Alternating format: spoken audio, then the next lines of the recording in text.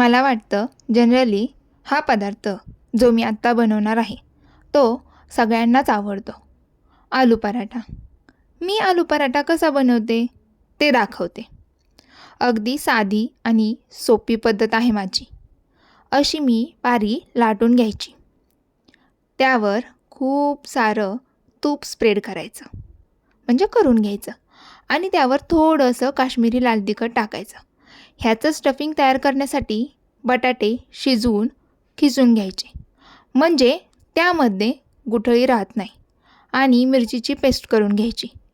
कांदा, कोथिंबीर, चाट मसाला, थोडी ब्लॅक पेपर पावडर हे असं सारं टाकून भाजी न बनवता स्टफिंग तयार करायची. हे स्टफिंग पारीवरती ॲड करायचं. त्यानंतर खूप सारं मी चीज खिसलं आहे.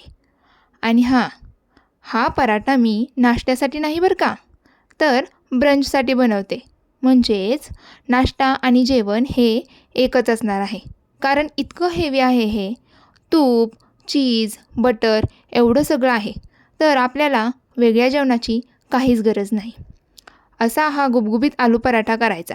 हा फुगायलाच हवा असंही नाही आहे. आणि हा असाही छान लागतो.